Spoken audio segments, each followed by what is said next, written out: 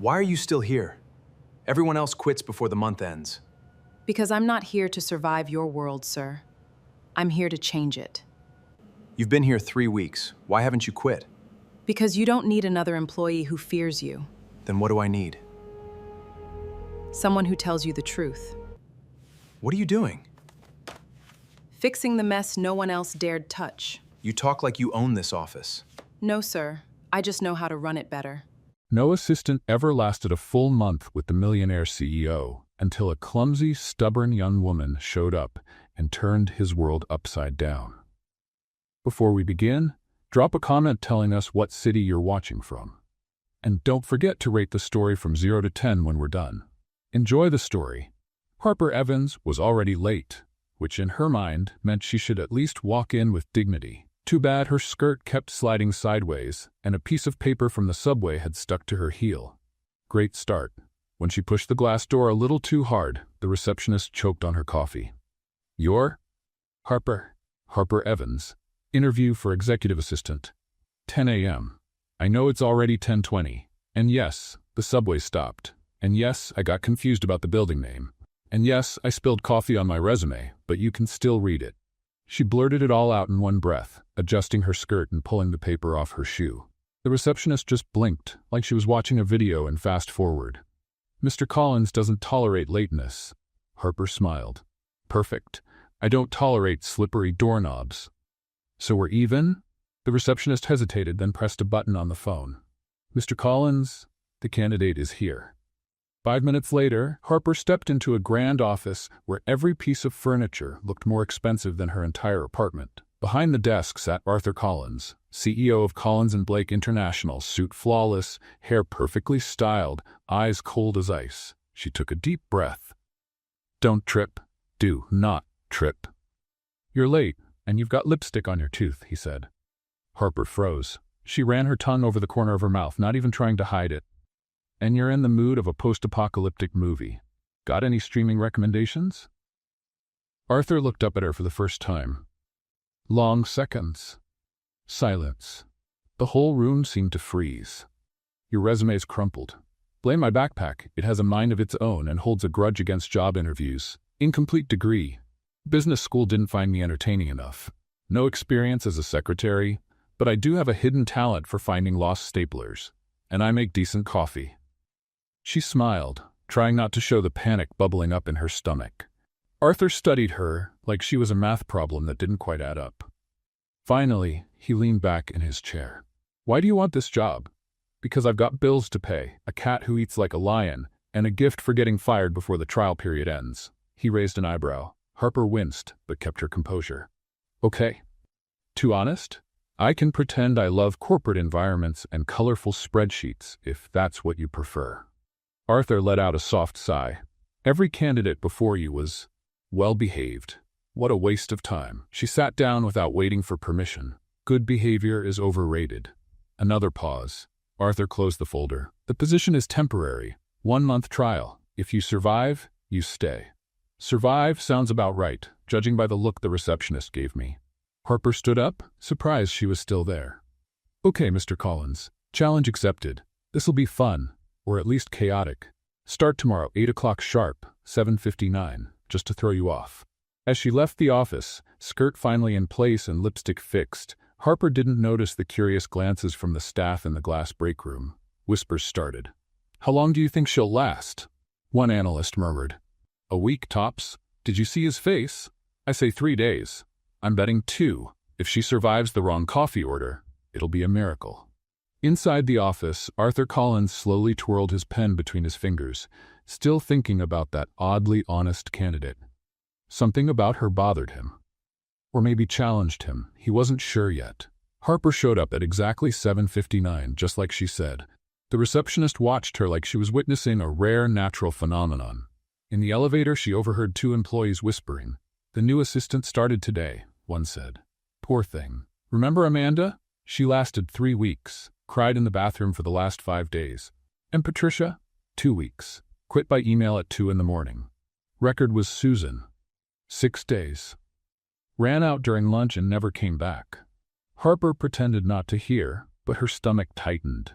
When the elevator reached the 32nd floor, she took a deep breath and walked over to the desk that would be her new home for the next 30 days. If she made it that far. The desk was placed right outside Arthur's office, like a control station or a battlefield trench. Harper looked over his calendar. Meetings booked every hour, no breaks. Not even to breathe, apparently. At 8:15, Arthur stepped out of his office for the first time. He stopped when he saw Harper organizing the files into colorful stacks. "What are you doing?" "Creating a system. Green for urgent, yellow for important, blue for can wait until the end of time." "There's already a system, and it's worked perfectly for 5 years. Harper looked at him met his cold stare. "Well, now we have 2 systems. A little competition is healthy." Arthur stared at her for a full 3 seconds. Then he went back into his office, closing the door a bit harder than necessary. 15 minutes later, the phone rang. Harper answered with enthusiasm.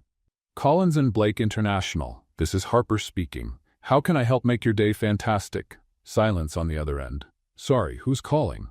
"It's me, Harper. The new secretary. Who would you like to speak with?" I usually speak directly with Arthur. This is Johnson, from Johnson & Associates." Harper checked the calendar. "Oh, Mr. Johnson, you're scheduled for a meeting on Thursday. Would you like me to confirm the time?" "Actually, I'm calling about the New York contract. I need to speak with Arthur, urgently." "Perfect. I'll transfer you right away." Harper randomly pushed buttons on the phone until she managed to transfer the call. Arthur picked up on the first ring. 2 minutes later, he came out of his office again. "You transferred Johnson to the sales department." "Oops. I'm still figuring out this phone. It has more buttons than an airplane cockpit." "Johnson is our most important client. He can't be sent to sales when he's calling about legal contracts." "Got it. Johnson equals important. Sales equals no-go." Harper scribbled on her notepad. "Can I ask why he sounded nervous?" Arthur hesitated.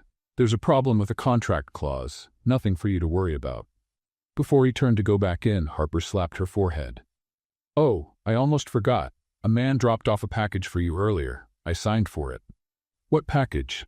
"He was waiting in the lobby. Said he was from the law firm and needed to deliver urgent documents." Harper pointed to a folder on the desk. Seemed important. Arthur frowned and picked up the folder. His eyes scanned through the contents quickly. "Harper, that wasn't just any delivery guy. That was David Morrison, senior lawyer at Morrison & Associates, and these are confidential documents for the Johnson contract." "Oops, he was wearing jeans and sneakers. How was I supposed to know?"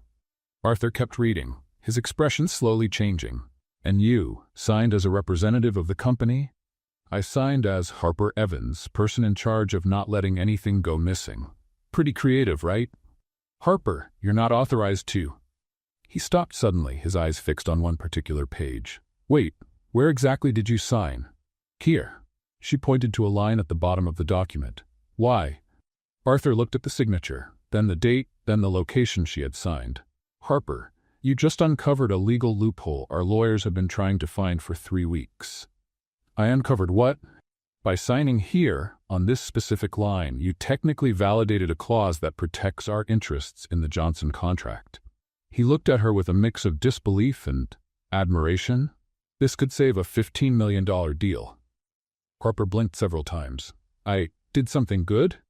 "You did something 3 Harvard-trained lawyers couldn't." "Wow, and I didn't even finish college." Arthur went back to his office without another word, taking the documents with him. Harper stared at the closed door, trying to process what had just happened. At 10 a.m., the phone rang again. This time, Harper checked the caller ID before picking up. "Collins and Blake, Harper speaking." "Hello, may I speak with Arthur Collins?" The voice was female, impatient. "May I ask who's calling?" "This is Margaret Collins, his mother." Harper almost dropped the phone. "Oh, Mrs. Collins, one moment, please." This time she transferred the call correctly. A few seconds later, she heard Arthur answer in a completely different tone. "Hi, Mom." The call lasted exactly 3 minutes. When Arthur hung up, Harper heard a deep sigh from his office. At 11, he left for an external meeting. Harper took the chance to explore her new desk a bit more. In the third drawer, she found a 100-page manual. Executive Secretary Manual, Protocols and Guidelines for the CEO's Assistant. She flipped through it quickly. Rules on how to answer the phone, organize documents, schedule meetings, serve coffee, even how to greet visitors. Harper closed the manual and put it back. Too late for that now, she muttered to herself. When Arthur got back at 2 in the afternoon, he found Harper sitting in his chair, using his computer. "What are you doing in my chair?" "Testing the ergonomics. You must have back problems. This chair is terrible for your posture." "Get out of my chair." "Right away." Harper stood up quickly, nearly tripping. "I was just checking if I could get into the system in case you ever need something urgently." "You don't have a password." "True, but your password is kind of obvious." Arthur stared at her, stunned. "What do you mean, obvious?" "Collins 123. Very original." Harper gave an innocent smile. "Maybe think about something more secure." "You cracked my password?" "I didn't crack it. I guessed. I tried Arthur, CEO Collins. Third try was the charm. You really should mix it up." Arthur dropped into the chair, rubbing his temples. "Harper, you've broken at least 6 security rules today." "But I fixed the Johnson contract issue. That has to count for something, right?" He watched her for a long moment. "Go home. We'll talk tomorrow about boundaries." Harper picked up her bag, trying to figure out whether she was getting fired. "Mr. Collins?" "What?" "Thanks for not firing me today." "The day's not over yet." Harper smiled and waved as she headed toward the elevator. Alone in the office, Arthur Collins reopened the documents she had signed without realizing it. The solution was right there, plain as day, thanks to the careless signature of a woman who'd mistaken a senior lawyer for a delivery guy. He shook his head, somewhere between irritated and impressed. Harper Evans was a walking disaster. But maybe she was exactly the kind of disaster he needed. On the 3rd day, Harper decided it was time to show some initiative. And nothing said initiative like showing up with coffee for the boss before he even asked. She arrived at 7:45, carrying 2 cups from the coffee shop around the corner. One for her, with milk, sugar, and a hint of cinnamon, and one for Arthur. Since she had no idea how he liked it, she went with a more human version. Milk, 2 spoons of sugar, and a touch of vanilla. "Good morning, Mr. Collins," she announced, walking into his office with both cups. "I brought coffee to start the day off, right?" Arthur looked up from the documents he was already reading, his face neutral. "I didn't ask for coffee." "I know. That's why it's a surprise." Harper placed the cup on his desk with a bright smile. "It's a latte with sugar and vanilla. I bet you'll love it." Arthur looked at the cup like it might explode. "I drink my coffee black." "Everyone drinks it black until they try a good latte. Come on, just one sip." Arthur picked it up, gave it a sniff, and made a barely noticeable face. "Harper, I've been drinking black coffee for 15 years. No milk, no sugar, no vanilla. That's not coffee, that's machine fuel." Harper sat in the chair across from him and took a sip of her own. "You need something that actually tastes good." Arthur took a small sip, his face twisted like he'd swallowed bad medicine. "This is too sweet." "You mean too delicious." "No, too sweet. Overpowering. It tastes like happiness," Harper offered, still cheerful. "Like syrup for diabetics." Harper stopped smiling. "Hey, I spent $4.50 on that coffee. The least you could do is pretend to like it." "I don't pretend, Harper, and I didn't ask you to spend your money on me." "Wow," Harper leaned back in her chair, stunned. "You really don't know how to accept a kind gesture, do you? It's not about kindness, it's about efficiency. I have a routine that's worked for years." "Routine?" Harper gave a short laugh. "You mean that thing where you show up, check emails, drink awful coffee, ignore everyone around you, and leave? That routine?" Arthur set the cup down a little harder than necessary. "My routine got me here. This company makes millions because I keep standards high." "High standards or high walls?" Harper leaned forward. "Because from where I'm sitting, it looks more like you've built a fortress around yourself." "Harper." "No, let me finish." She pointed at him. "You treat coffee like it's life or death. You talk to people like they're malfunctioning robots. And I'm willing to bet that when you go home at night, you eat dinner alone watching the financial news." Arthur didn't answer, but his eyes flashed. "You don't know anything about my life. I know you look like a robot in a suit who forgot how to smile." The silence that followed was so heavy Harper could almost taste it in the air. Arthur slowly stood up, placing his hands on the desk. "A robot?" A very well-dressed robot, Harper corrected, trying to keep her voice steady, with a perfect schedule and a strong dislike for anything that has flavor. Harper, you've been here 3 days. 3. And you think you can analyze my personality based on how I take my coffee? I don't need 3 weeks to notice you have the charm of a broken vending machine. Arthur walked around the desk and stopped right in front of her. Harper swallowed hard but didn't back down. A broken vending machine? At least those accept coins. You don't even do that. Harper, and before you complain about how honest I am, just remember you hired me because I'm not like the other well-behaved candidates. The phone rang just then, slicing through the tension like a knife. Harper answered automatically without looking away from Arthur. Collins and Blake, Harper speaking. I need to speak to Arthur right away. It's about the West Coast expansion proposal. Harper recognized the voice. Mr. Johnson, the important client. Mr. Johnson, how are you, sir? Can I help you with anything before I transfer the call? Actually, yes, you can. I'm worried about the numbers we saw yesterday. The California market looks unstable, and I'm not sure this is the right time to expand. Harper looked at Arthur, who was still standing beside the desk, clearly listening in. Mr. Johnson, may I ask, are you concerned about short-term instability or long-term? Well, both, to be honest. Harper bit her lip, thinking fast. Have you seen the news about the new tax incentive law that passed in California last week? Silence on the other end. What law? The Business Investment Incentive Act. It offers up to 30% in tax breaks for companies that set up operations there in the next 18 months. Harper glanced at Arthur, who now looked surprised. If Collins and Blake moves in now, you could take advantage of that window and get a serious lead over the competition. Didn't know about that law. It passed last Thursday, but hasn't been widely reported yet. Most companies won't find out until it's too late. Arthur stared at her in disbelief. Harper, can you transfer the call now? He whispered. Of course, Mr. Johnson, I'll transfer you to Mr. Collins right away. But if I may, I'd suggest speeding things up. Opportunities like this don't come around every day. Thank you, Harper. You just saved my morning. Harper transferred the call and leaned back in her chair, her heart pounding. Arthur picked up on speaker. Johnson, tell me I just heard what I think I heard. Arthur, that assistant of yours is a gem. How did she know about that California law? I would like to know that too. The call went on for another 20 minutes. When Arthur finally hung up, he just looked at Harper for a long moment. How did you know about that law? Harper fiddled with her bag strap. I read a lot, and when I don't have anything to do, I browse news sites. I saw the article on Friday and thought it was interesting. You read California legislation in your spare time? I read everything.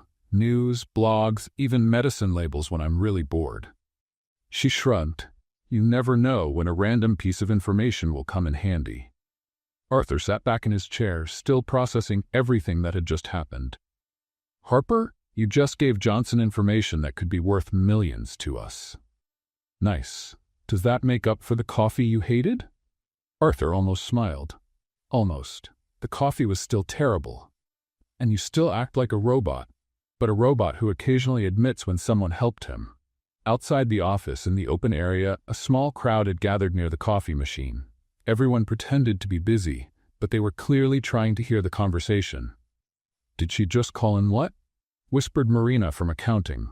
A robot in a suit, replied Carlos from legal. And a broken vending machine. She's crazy, muttered Jennifer from marketing. Nobody talks to Arthur Collins like that. But it worked, said David the intern. Did you see how focused he was when she spoke to Johnson?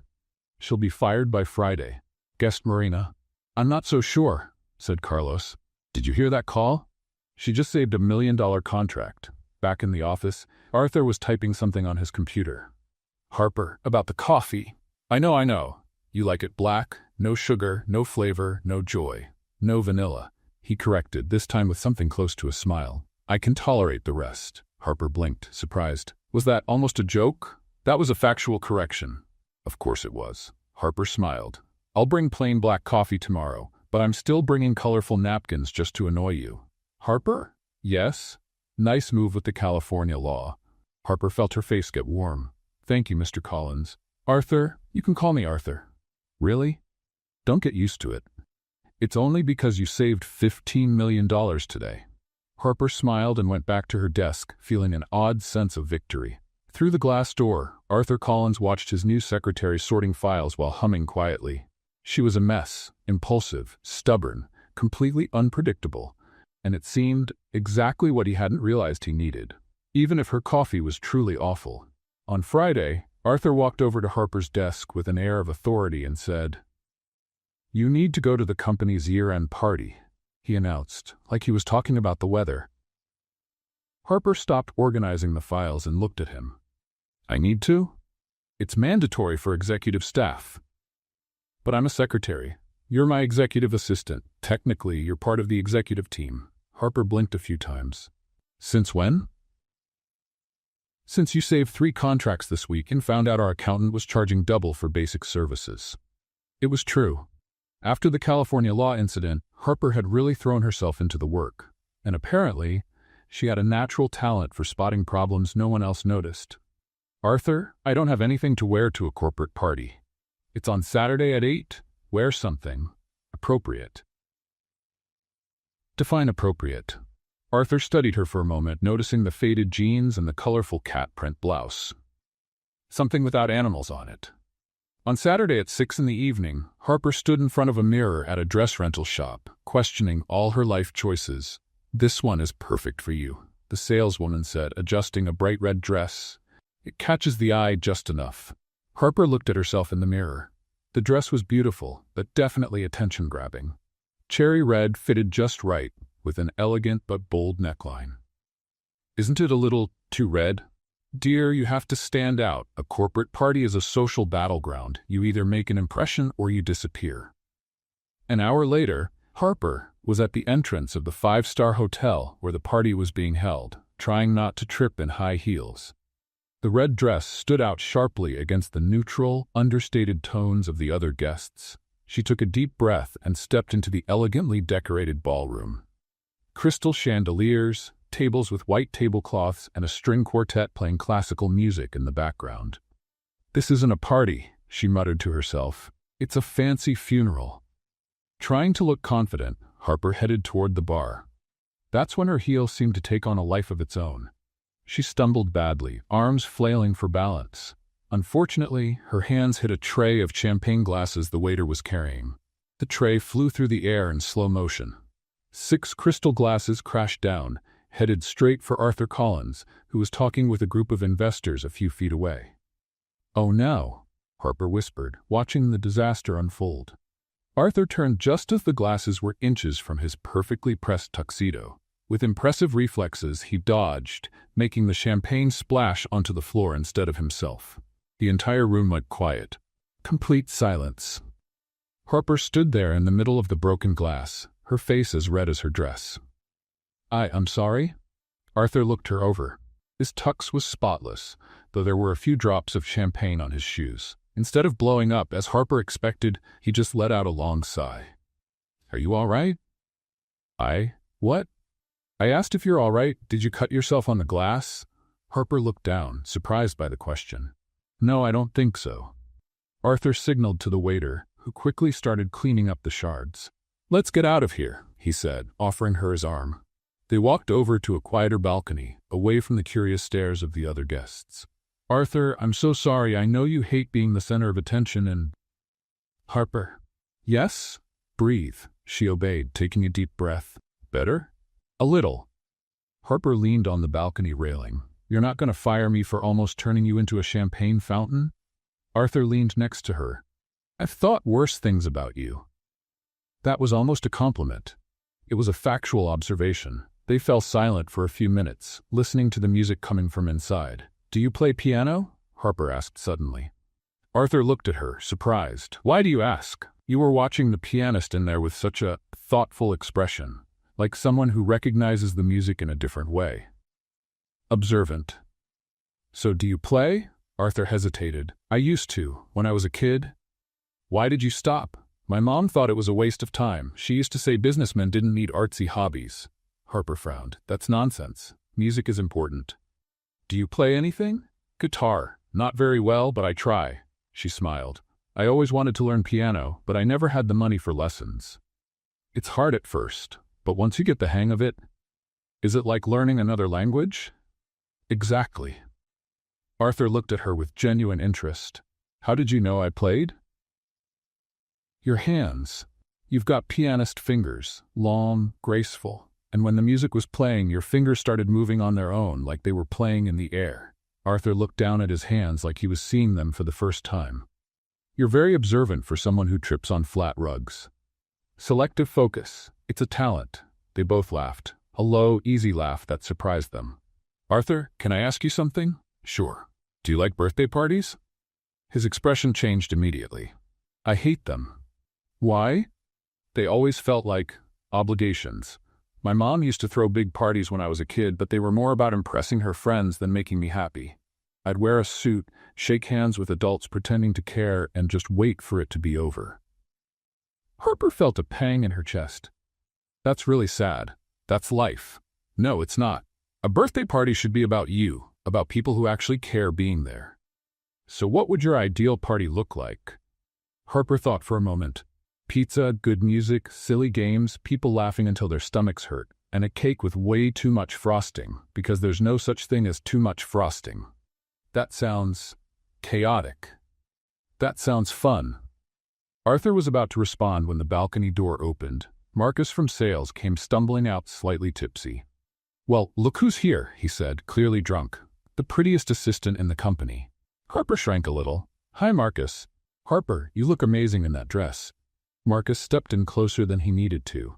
How about a dance? Thanks, but I'm talking with Arthur right now. Oh, come on, leave the boss for a few minutes. Marcus held out his hand.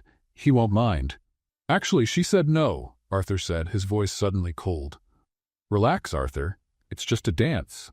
Marcus ignored her refusal and reached for Harper's hand. She pulled back, but he kept going and grabbed her wrist. Marcus, please. Come on, don't be shy. Before Harper could react, Arthur stepped in front of her, placing himself between them. Take your hands off her. Now. Hey, take it easy. Now, Marcus. Arthur's voice left no room for argument. Marcus let go of Harper's wrist immediately. Sorry, man, I didn't know you two were, Go back to the party and drink some coffee. Marcus left quickly, leaving them alone again. Harper rubbed her wrist, even though Marcus hadn't really hurt her. Thank you. Does he always do that? Sometimes, when he's had too much. It's never been serious, but it shouldn't happen. Harper looked at Arthur, noticing the tension in his shoulders, the way his hands were clenched. Are you okay? I'm fine. What matters is that you're okay.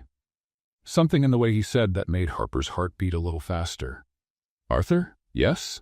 Thanks for not leaving me alone with him. Harper? Yes? Thanks for reminding me that parties can be about more than just obligations. They looked at each other for a moment that lasted longer than it probably should have. We should get back, Arthur said finally. Probably. But neither of them moved. Something had changed on that balcony. Something subtle but real. And they both knew there was no going back. The following Monday after the party, Arthur was quieter than usual. Harper noticed he was checking his phone every 5 minutes and sighing more than any person reasonably should. Something wrong? She asked, sorting his mail on the desk. My mother's coming to New York. Is that bad? She wants to introduce me to a friend's daughter. A lawyer, Yale graduate, perfect to start a successful family. He made air quotes, clearly annoyed. Harper stopped sorting papers. And you don't want to meet her? Harper, I know the type. She'll talk about expensive wine, European vacations, and how she plans to support my career while redesigning an apartment that isn't even hers yet. Wow. Do you have a problem with ambitious women? I have a problem with people who see me as a life project instead of a person. The phone rang before Harper could answer. Arthur glanced at the caller ID and frowned. It's her. Answer it. I can step out if you want some privacy. No, stay. Maybe having you here will stop me from saying something I'll regret. Arthur picked up and put it on speaker. Hi, Mom. Arthur, darling. I'll be arriving Thursday at 2. I already booked lunch for Friday at the plaza with you and Caroline. Mom, I already told you I can't. Caroline Whitman. Degree in corporate law, Harvard graduate, comes from a very respectable family. You two will get along beautifully. Harper watched as Arthur ran a hand through his hair, clearly frustrated. Mom, I can't make lunch on Friday. Why not? Arthur hesitated, glancing at Harper with a desperate look. Because I'm already seeing someone. Silence on the other end of the line. Seeing someone? Since when? Since a few weeks ago.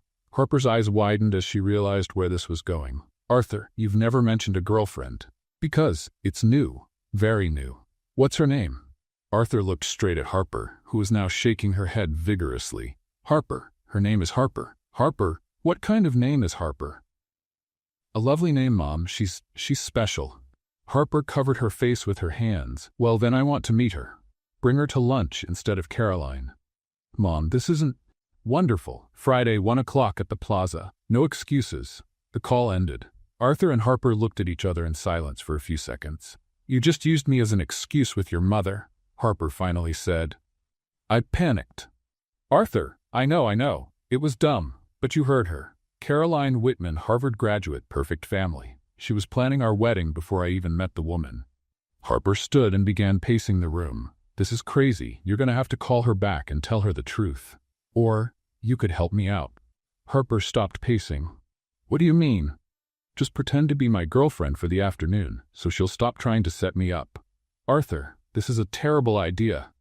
Please, Harper, I'll buy you pizza for a month. Pizza won't cover the emotional trauma of meeting your mother. 2 months of pizza and a raise. Harper looked at him for a long moment. How much of a raise? 15%. 25. 20. Deal. But if your mom hates me, it's on you. She's going to love you. Harper let out a sarcastic laugh. Arthur, your mom's expecting Caroline Whitman, Harvard graduate. I'm Harper Evans, dropped out of college, and I'm your assistant. Executive assistant. Same difference. She'll hate me in the first minute. By Friday, Harper was standing in front of the Plaza Hotel, wearing her one dressy outfit, navy blue conservative, borrowed from her neighbor, and trying not to throw up from nerves. Arthur appeared beside her, as perfect as ever. Ready? Definitely not. What's our story again? We met at work, started out as friends, and things just grew from there. And how long have we been dating? 3 weeks. Okay, and what do I do for a living? You work with me, in the strategy department. Arthur, I don't know anything about strategy. You saved 3 contracts this month. You know more than you think. They walked into the elegant restaurant. Margaret Collins was waiting at a table by the window. Harper recognized her immediately. Perfectly styled gray hair, pearl necklace, posture that screamed high society. Arthur, darling. Margaret stood to hug her son. Then her eyes landed on Harper with thinly veiled curiosity. Mom, this is Harper. Harper, my mother, Margaret Collins. It's a pleasure to meet you, Mrs. Collins, Harper said, extending her hand. Margaret shook her hand briefly, clearly inspecting every detail. So you're Harper. Arthur hasn't told me much about you. He tends to be private. Harper smiled, but in a good way. They sat down and Harper immediately dropped her napkin on the floor. As she bent to pick it up, she bumped her head on the table. Sorry, she mumbled, her face red. Margaret raised an eyebrow watching the scene. Harper, what field do you work in? Strategy. Mainly contract analysis. And what did you study? Harper swallowed hard. Business administration. But I didn't finish college. You didn't finish? Margaret looked genuinely shocked. I had to start working to support myself. Sometimes life doesn't follow the timeline we plan, does it? Margaret blinked a few times as if processing that information. And your family? My mom's a nurse in Ohio. My dad, well, he's been out of the picture for a long time. Oh. Margaret looked a bit uncomfortable with the honesty. But my mom's amazing. She worked double shifts to support me when I was a teenager. She's the strongest person I know. Arthur listened to the conversation, noticing how Harper chose to answer with honesty instead of trying to impress. And do you plan to go back to college? Margaret asked. Maybe, but honestly, I've learned more on the job than I did in 2 years of lectures. What do you mean? Well, last week I helped save a $15 million deal by spotting a legal loophole the lawyers had missed. There's no college class that teaches that kind of instinct. Margaret looked at Arthur, who nodded in agreement. It's true. Harper has a natural talent for finding solutions that go unnoticed. Interesting. Margaret took a sip of water. And your future plans? Harper nearly choked on the question. Future plans? With Arthur. Marriage, family. Mom, Arthur cut in. It's way too early to... Actually, it's fine, Harper said. Mrs. Collins, I believe healthy relationships are built slowly. Arthur and I are getting to know each other. No rush, no pressure. No pressure? Exactly. It doesn't make sense to plan a future with someone you're still discovering. Arthur is surprising. I learn something new about him every day. Margaret looked between the two of them, clearly intrigued. And what have you learned so far? Harper gave a warm smile. That he plays piano. That he hates birthday parties but loves classical music. That he's kinder than he seems and funnier than he knows. Arthur looked at her, a bit surprised. Funny? You have that dry sense of humor that catches people off guard. It's charming. Margaret watched their exchange with growing interest. Arthur never told me he played piano. He should start playing again, Harper said. Talented people shouldn't leave their gifts behind. Lunch continued with Harper being surprisingly natural. She knocked over a few things, laughed a little too loud once, and asked a couple of overly direct questions, but she was also honest, funny, and truly curious about getting to know Margaret. By the time they said goodbye, Margaret gave Harper a much warmer hug than at the start. It was a pleasure meeting you, Harper. Same here, Mrs. Collins. Arthur, Margaret whispered to her son while Harper was distracted. She's different. In what way? Authentic. She's not trying to impress me. It's refreshing. After Margaret left, Arthur and Harper walked quietly for a few blocks. So, Harper finally asked, how'd I do? She liked you. Really? More than liked you. She was intrigued. My mother can't stand people who try too hard, but you were just yourself.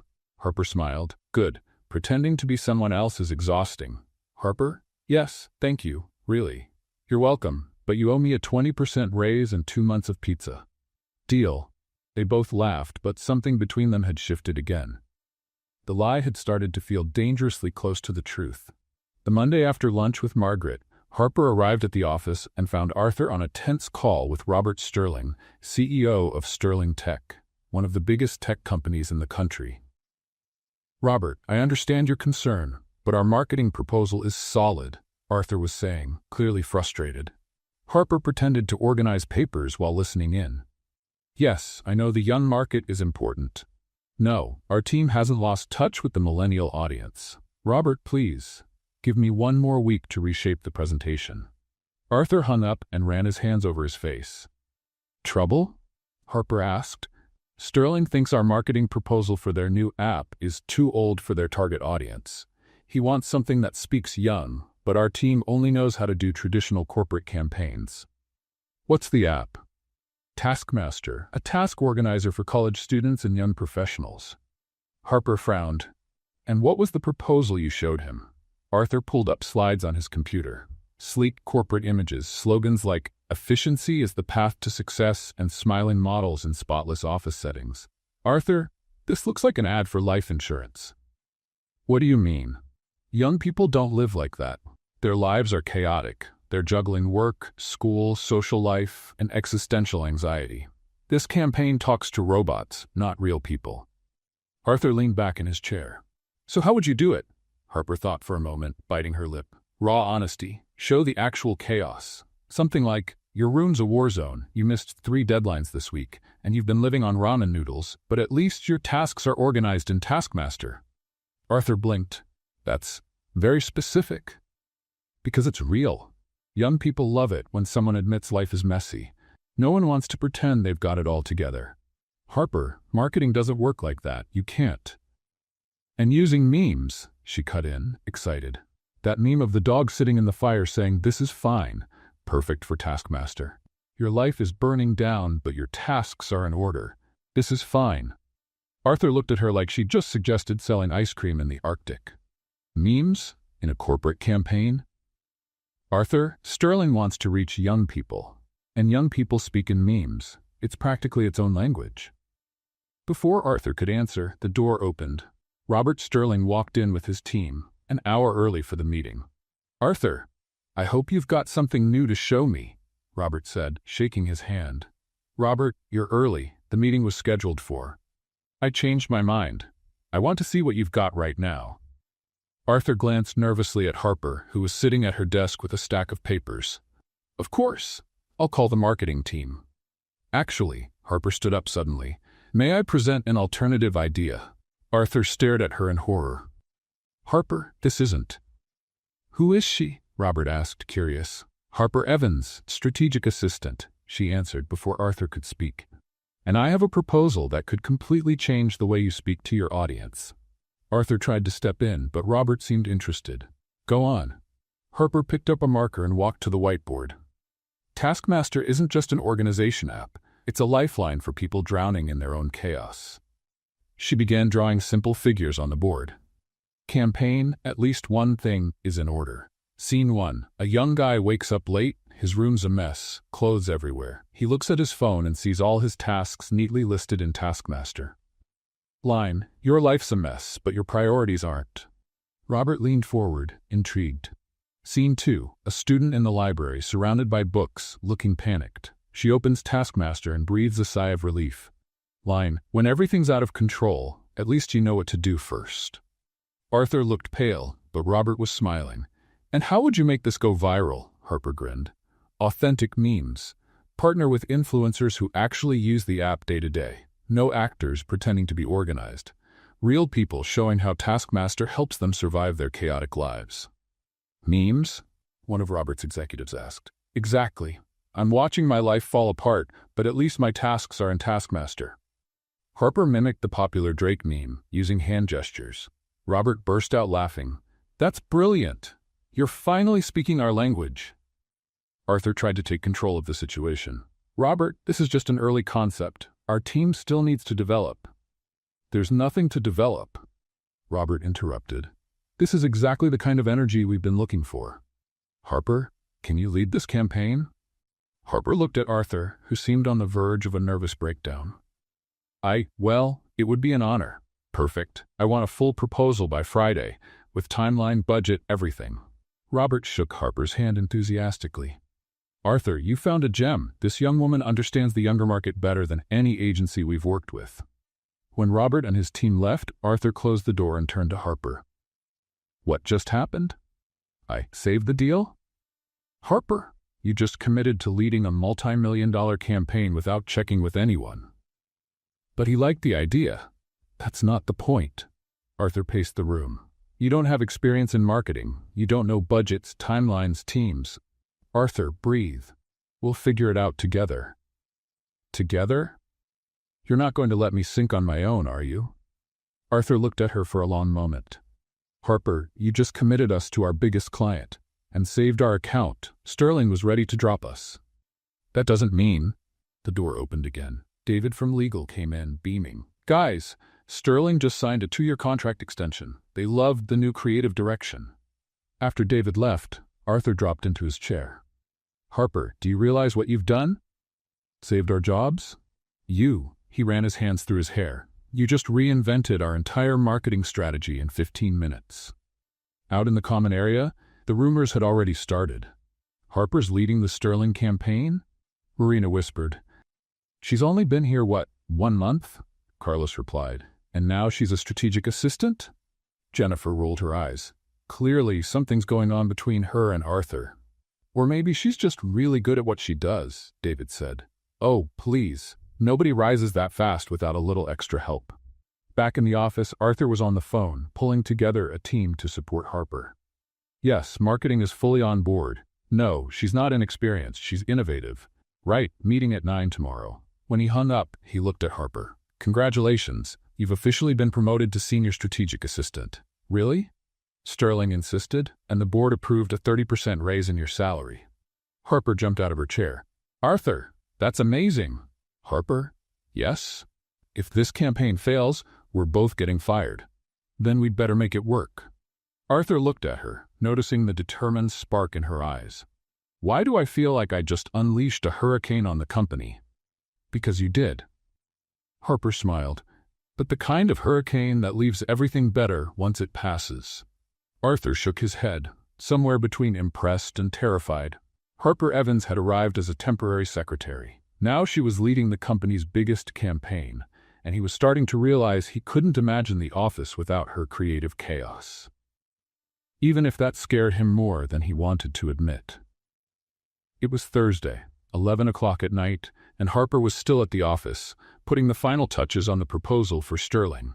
Arthur had insisted on staying too, going over every detail with the obsession of someone who feared a misplaced comma could cost $15 million. Arthur, for the 10th time, the presentation is perfect, Harper said, glancing at him over a stack of papers.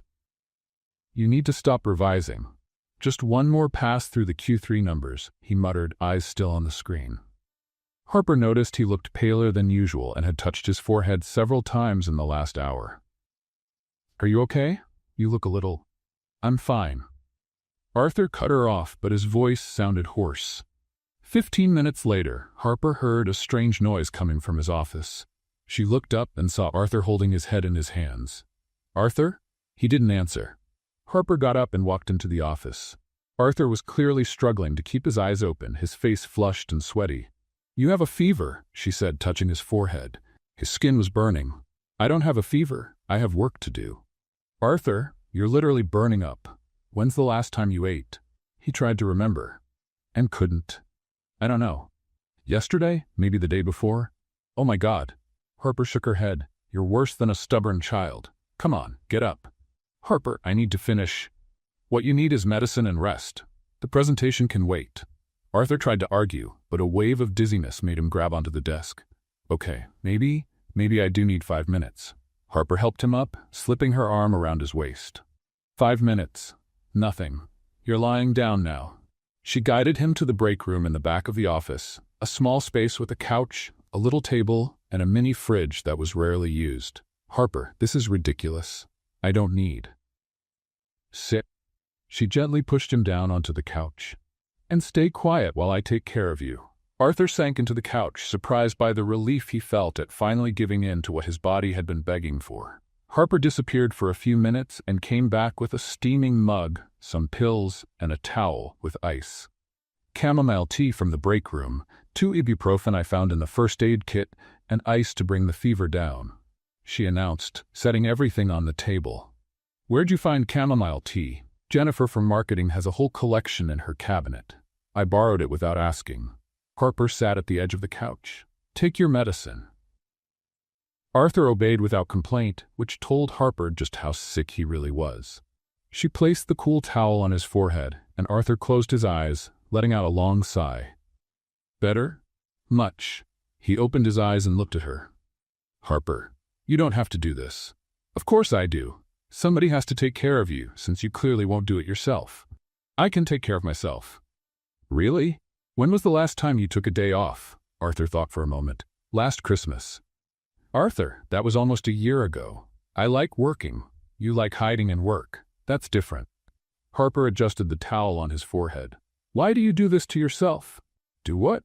Punish yourself. Shut people out. Act like you don't deserve a life outside this company. Arthur stayed quiet for a moment, eyes closed. The fever and exhaustion had worn down his usual defenses. My mother always said that successful men don't have time for weakness, he finally said, voice low. Illness is weakness. Needing others is weakness. Depending on someone is weakness. Harper felt a knot in her chest. Arthur, that's awful. It's efficient. Or it was until you showed up. What do you mean? Arthur opened his eyes, looking at her with a vulnerable expression Harper had never seen before. You mess everything up. My routine, my rules, my ability to keep my distance. He paused, breathing hard. And the worst part is I can't imagine the office without you anymore. Harper held her breath. Arthur? When I was a kid, whenever I got sick, my mother would send the nanny to take care of me. She said she didn't have time for unnecessary drama. He closed his eyes again. I learned that being sick meant being alone. That's so lonely. That's why I never let myself rely on anyone. It's safer.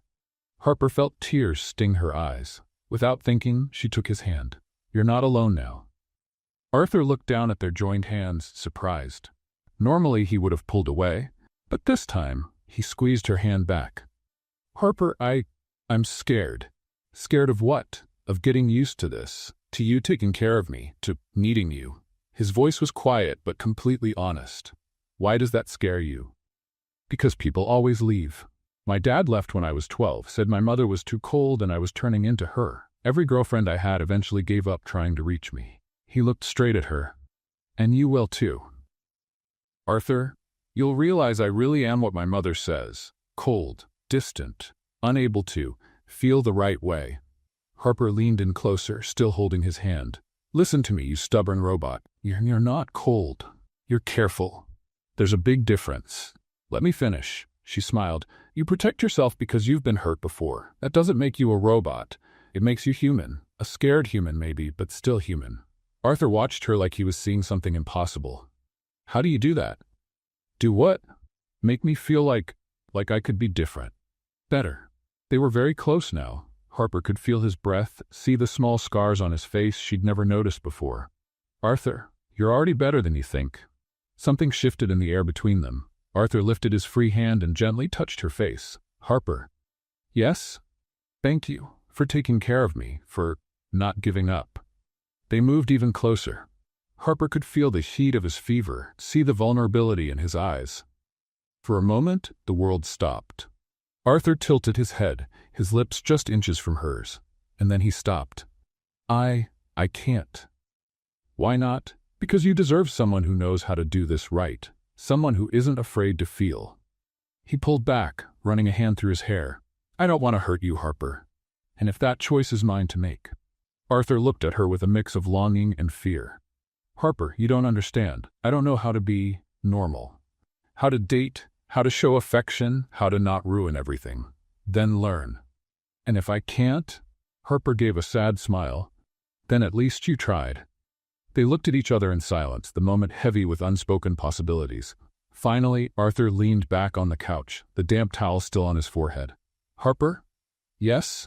Stay. Just until I fall asleep. Of course. Harper settled next to him on the couch, their hands still joined. Arthur fell asleep a few minutes later, his breathing finally calm. Harper stayed awake, watching him sleep and wondering how someone could seem so powerful during the day and so fragile at night. She didn't know Arthur wasn't fully asleep, and she didn't know he was memorizing the feeling of her hand in his, trying to hold on to the first time in years he hadn't felt completely alone.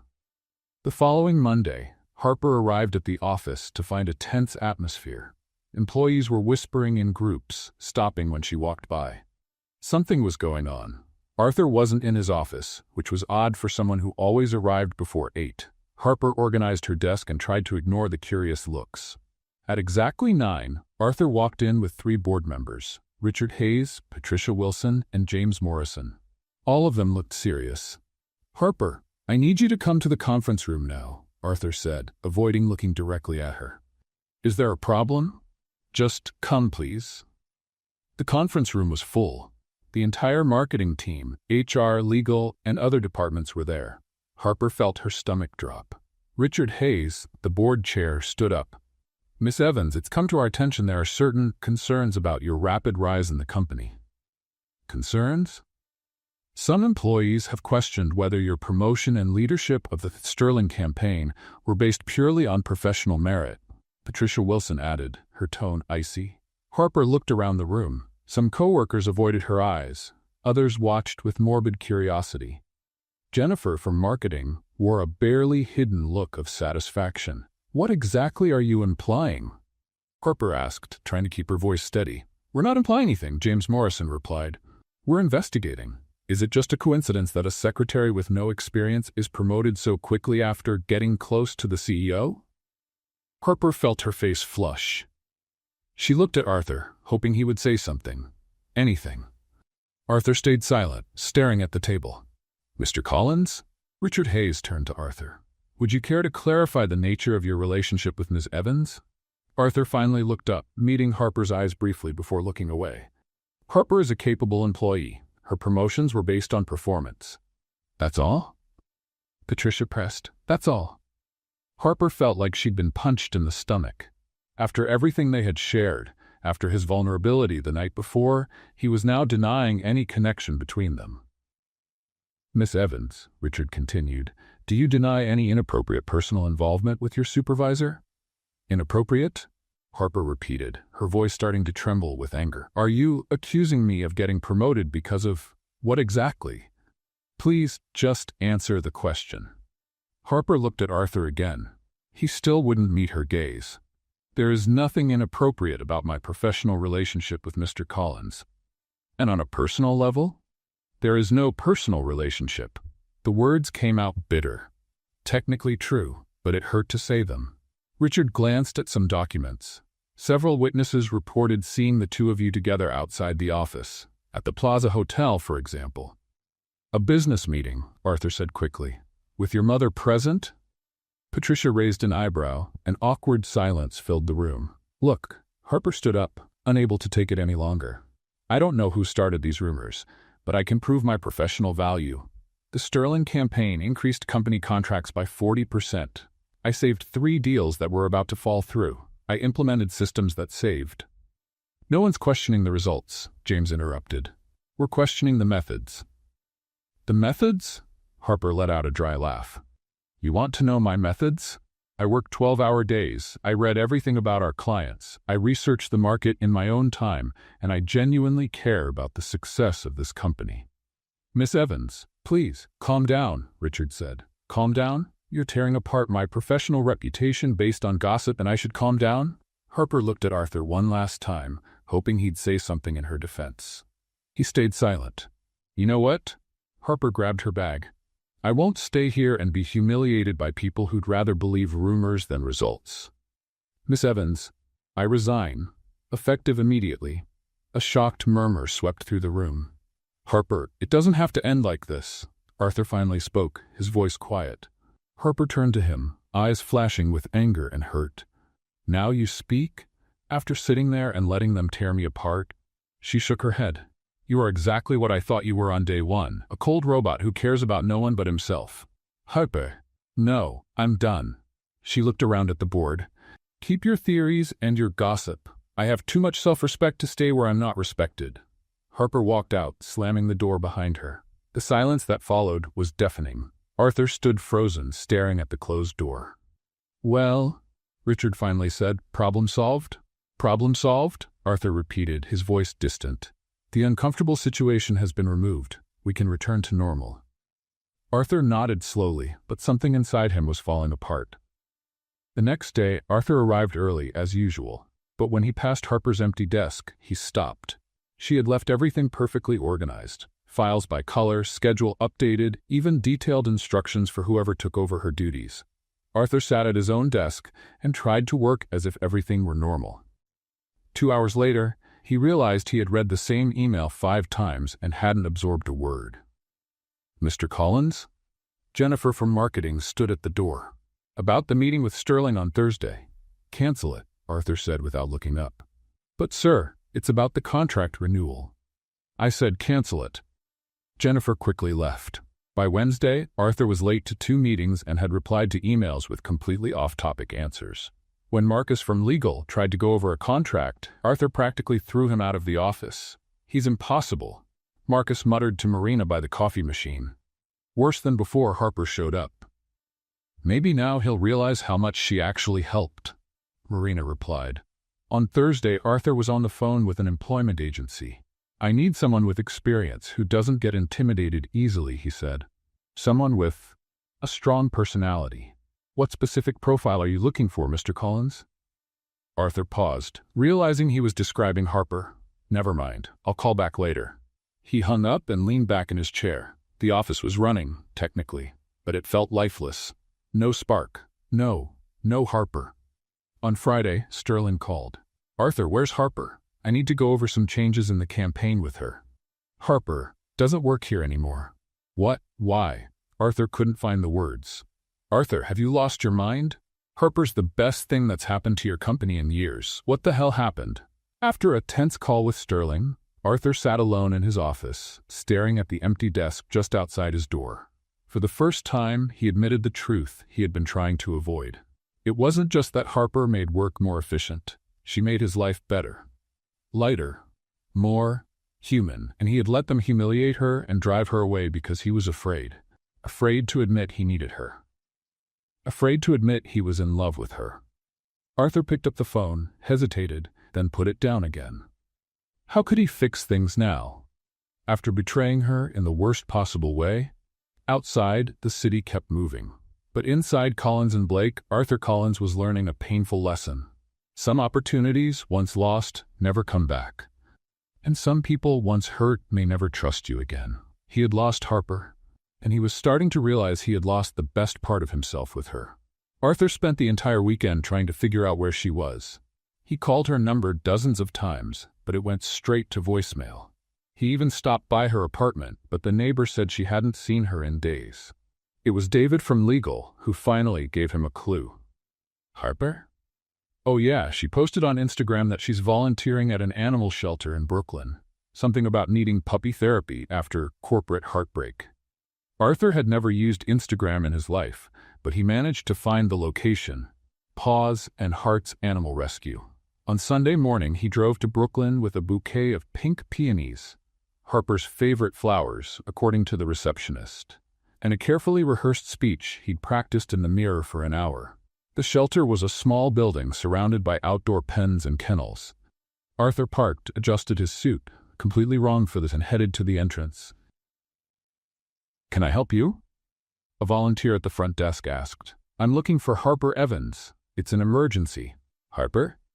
"She's in the rescued pig pen. Out that door, take a right. You can't miss it." Arthur followed the directions, mentally running through his speech. "Harper, I made a terrible mistake. You're essential to the company and to—" He stopped abruptly when he saw the scene in front of him. Harper was sitting in the middle of a pen, surrounded by hay, with a little pink piglet in her lap. She was wearing old jeans, rubber boots, and a t-shirt stained with mud. She was talking to the animal like it was a baby. "No, Bentley, you can't eat my bracelet.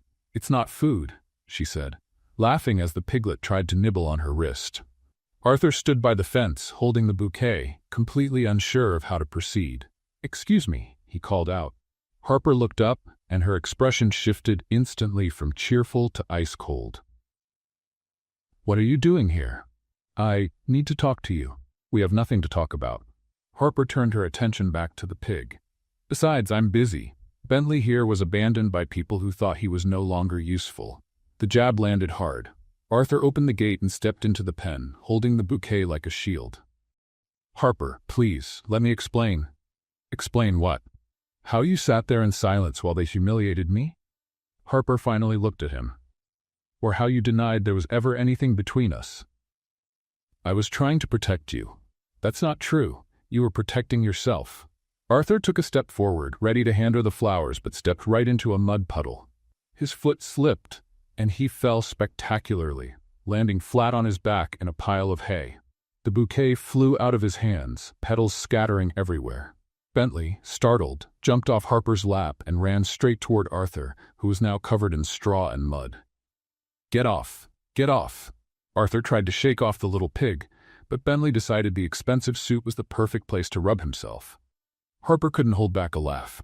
"Bentley, leave the man alone," she said, picking up the animal. Arthur sat down in the straw, his tie crooked, hair a mess, bits of hay sticking out everywhere. "This wasn't exactly the entrance I had planned," he muttered. "I can imagine."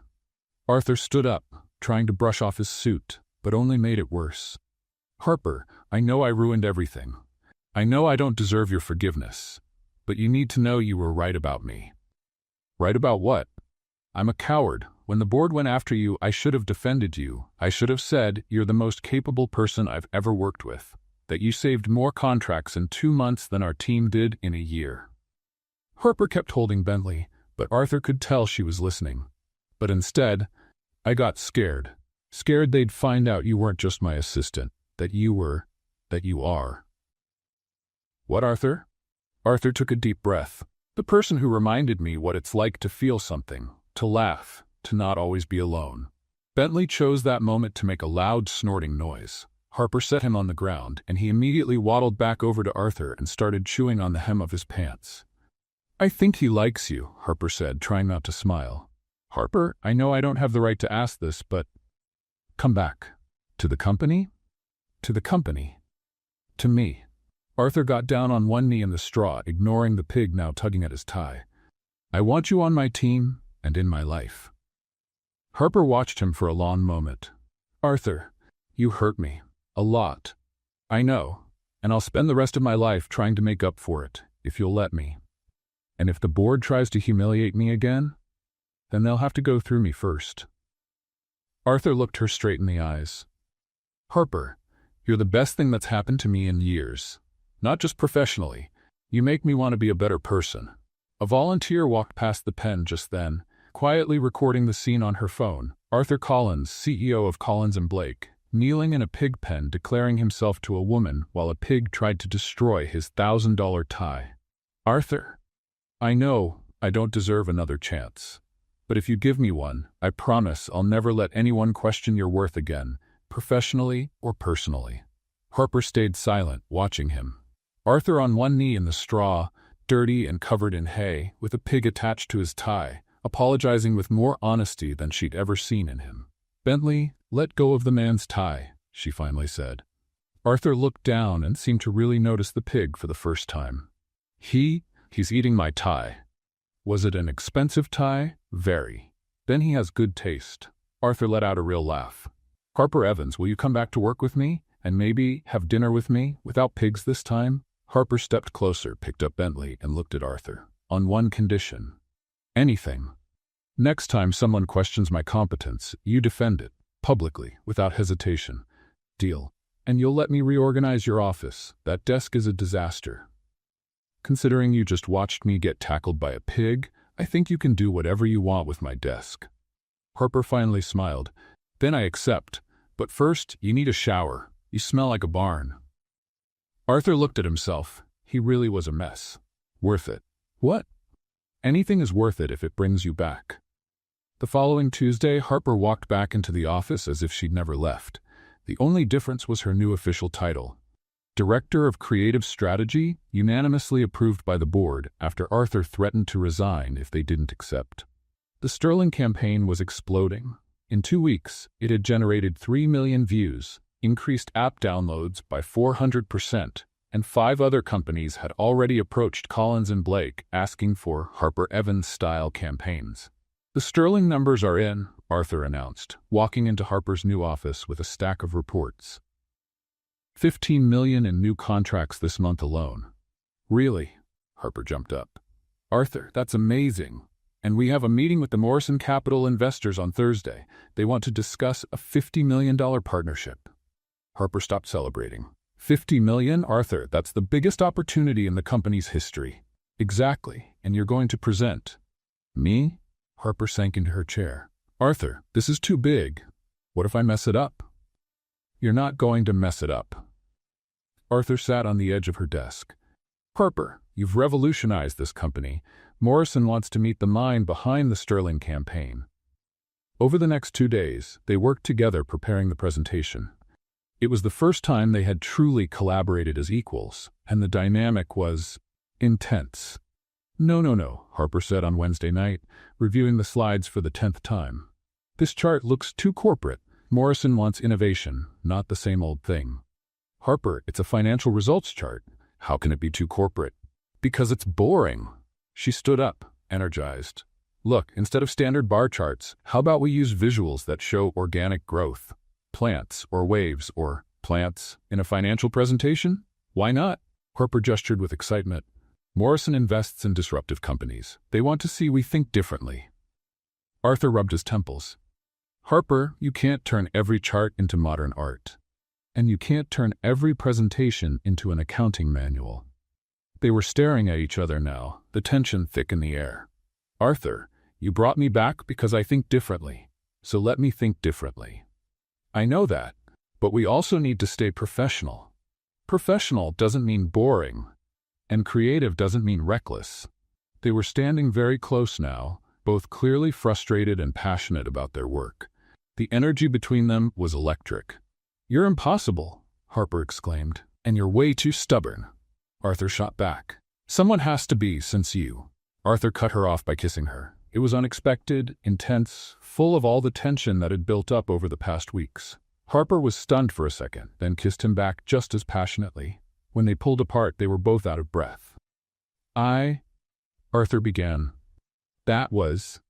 Harper tried to speak. They stepped back, suddenly aware of what had just happened. "That shouldn't have." Arthur ran a hand through his hair. "No, it definitely shouldn't," Harper agreed, her face flushed, though she couldn't stop glancing at his lips. "We have a presentation to finish," Arthur said, trying to refocus. "Yes, presentation. Focus." Harper quickly sat down, pretending to organize papers that were already perfectly in order. They worked in silence for the rest of the evening, but everything had changed. Every accidental touch, every glance carried a new, unexplored tension. On Thursday morning, Harper was more nervous than she'd ever been. The presentation was at 2, and she had rehearsed so much she could do it in her sleep.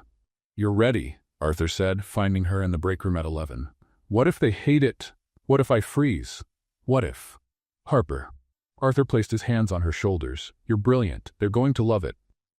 An hour before the presentation, Arthur got an emergency call. "What?" he answered, tense. "When?" "No, I need to be here for—" "I understand. I'll be there in 20 minutes. He hung up, clearly upset. "Harper, I have a family emergency. My mother's in the hospital." "Oh no." "Arthur, go now." "But the presentation." "I'll do it on my own." "Harper, it's 50 million. And I know every number, every strategy, every detail." Harper pushed him toward the door. "Go take care of your mom. I'll handle Morrison." At exactly 2 o'clock, Harper was in the conference room with 5 Morrison Capital executives. Without Arthur beside her, she felt exposed, but determined. "Gentlemen, thank you for being here. What I'm about to present isn't just a partnership. It's a revolution in how you think about marketing." Across town, Arthur was at the hospital, finding out his mother had only sprained her ankle, but insisted it was a serious emergency. When he realized he'd been tricked into missing the presentation, he panicked. He raced back to the office like a madman, arriving halfway through Harper's pitch. Peeking through the conference room door, Arthur saw Harper commanding the room like a conductor. The executives were fully engaged, asking questions, smiling, clearly impressed. "The real question, gentlemen, isn't whether you should invest in innovation. It's whether you can afford not to," Harper was saying, pointing to a chart that, Arthur noticed with surprise, included organic visual elements that actually worked. One of the executives leaned forward. "Miss Evans, where do you see this partnership in 5 years?" "I see you as pioneers of a new era of authentic marketing. I see companies lining up to work with us, and I see all of us very, very wealthy," Harper replied with a confident smile. The room burst into laughter. Arthur felt a wave of pride so strong he had to lean against the wall. Harper wasn't just competent, she was exceptional, and she was his. No, he corrected himself. She was his partner, in every sense of the word. When the meeting ended with a handshake and promises of a contract the following week, Arthur was waiting for Harper in the hallway. "How did it go?" he asked, eager. "They want to sign a 5-year deal. 70 million, not 50. Arthur looked at her for a moment, then lifted her off the ground and spun her around. "Harper Evans, you're amazing." When he set her down, they stood close again, both remembering the kiss from the night before. "Arthur, I know, we need to talk about what's going on between us. Yes, we do. But first," Arthur smiled, "let's celebrate. You just saved our company." Again, Harper smiled back. "We make a good team, we make a great team." And for the first time, Arthur Collins was beginning to accept that maybe, just maybe, he needed Harper Evans for more than just work. Maybe he needed her for everything. The following Friday, after the success of the Morrison presentation, Arthur walked over to Harper's desk with a strangely nervous look on his face. "Do you have plans tonight?" Harper looked up from her reports. "Depends. Why?" "I'd like to take you to dinner. Not to talk about work or campaigns or any of that. Just dinner." Harper studied his face, trying to see if this was another workplace misunderstanding. "Arthur, what exactly are we talking about here?" "A real date, between two people who care about each other." Harper's heart sped up. A date. She hesitated. Since the kiss on Wednesday, they'd been circling around a tension that was getting hard to ignore. "Okay, but nothing too fancy, and if you show up in a suit, I'm leaving," Arthur smiled. "I promise I'll keep it casual." At 8 that night, Harper rang the bell at Arthur's apartment. When he opened the door, she almost didn't recognize him. Dark jeans, a blue shirt with rolled-up sleeves, no tie. He looked human. "Wow," she said before she could stop herself. "Wow, what? You look like a normal person. It's unsettling." Arthur laughed and stepped aside to let her in. The apartment was exactly how Harper imagined it, elegant, minimalist, all in shades of gray and white. But something was different. Candles were scattered around the room, soft music played in the background, and a delicious homemade smell drifted from the kitchen. You cooked? Harper asked, surprised. I tried. Arthur looked genuinely nervous. Grilled salmon, asparagus risotto, and a salad I managed not to burn. Arthur Collins cooks. Who knew? YouTube is a surprisingly educational tool. They sat down at the table, and Harper immediately noticed something different. Arthur was quiet. Not in his usual controlled way, but genuinely shy. The food's delicious, she said after a few minutes of silence. Thank you. More silence.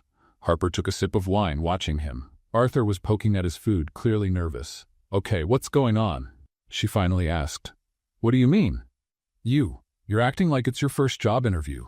Relax. Arthur put down his fork and leaned back in the chair. Sorry. I don't know how to do this. Do what? This? He gestured between them.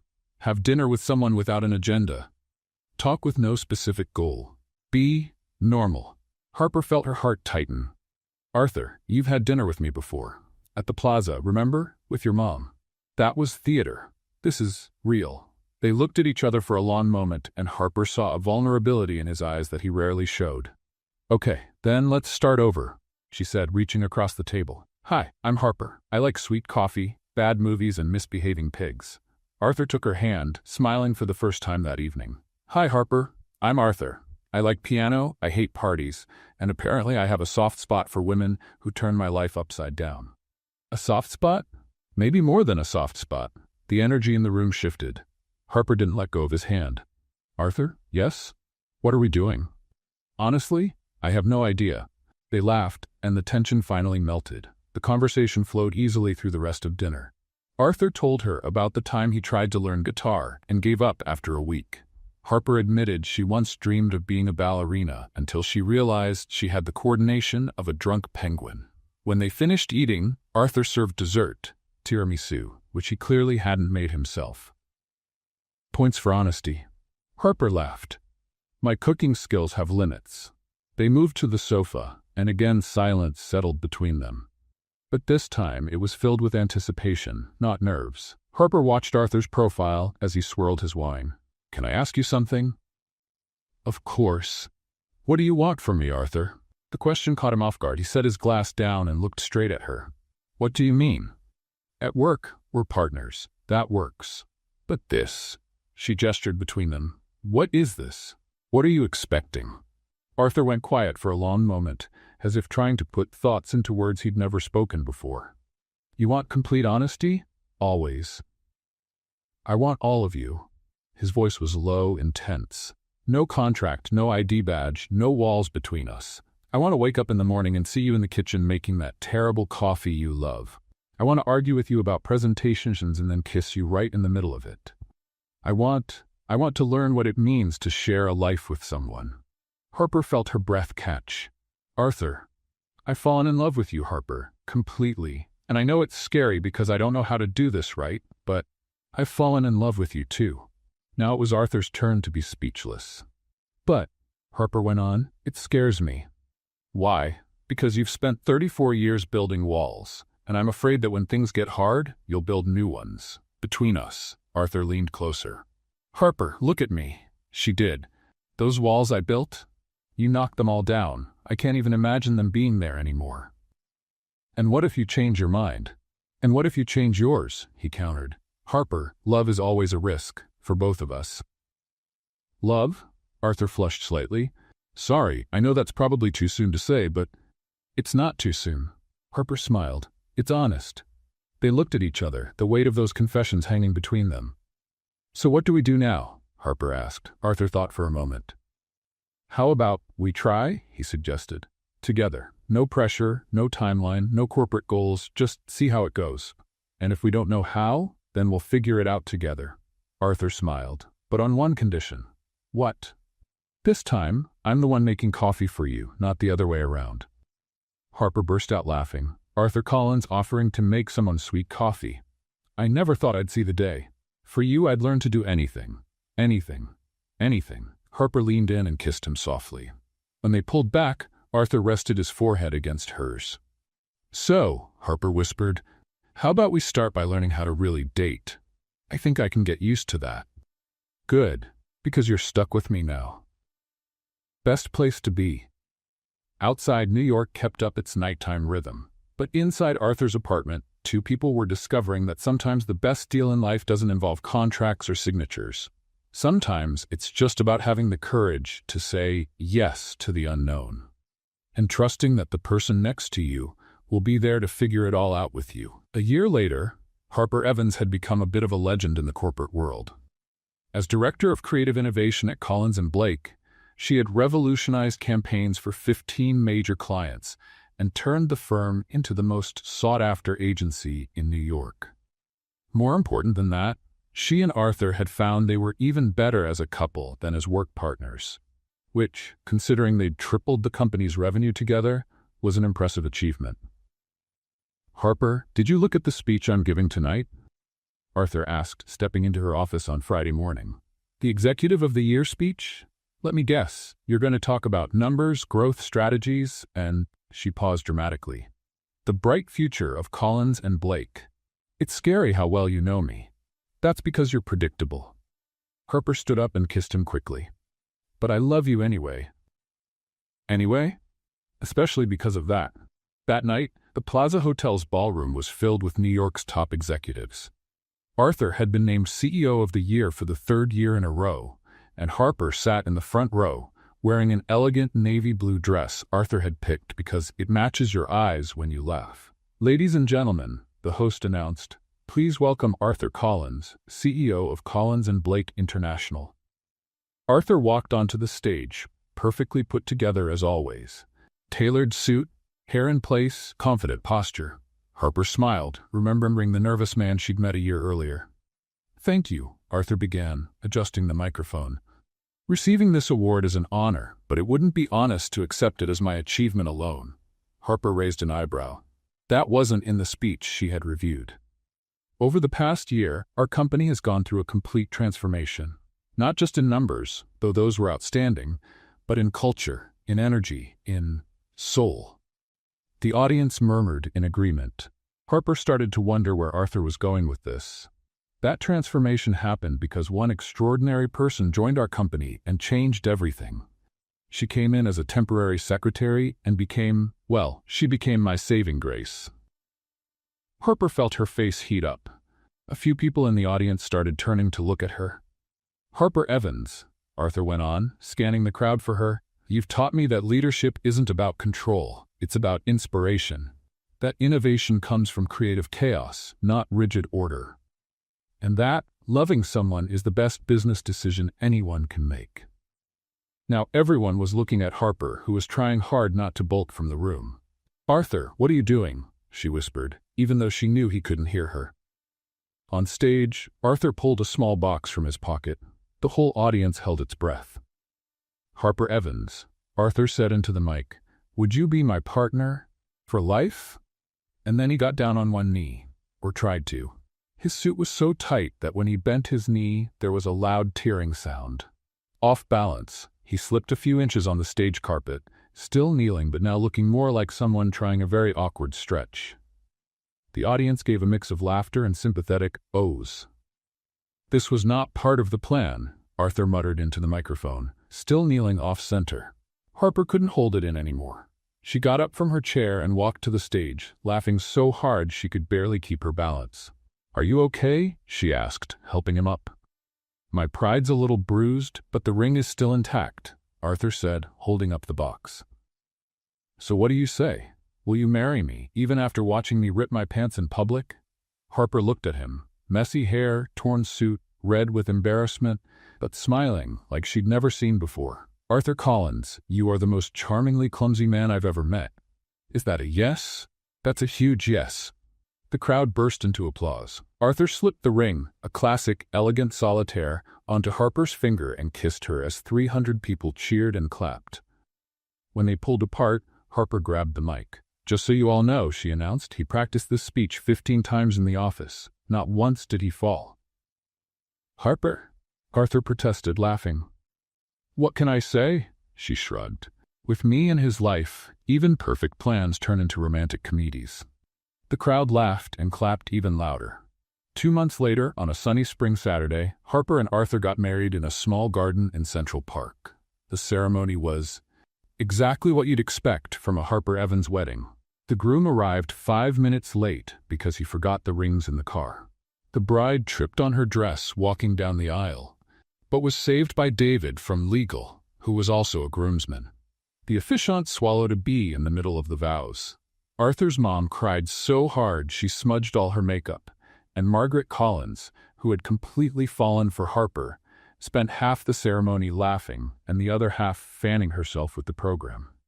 Do you promise to love, honor, and put up with each other's annoying habits until death do you part? The officiant asked after finally recovering from the bee incident.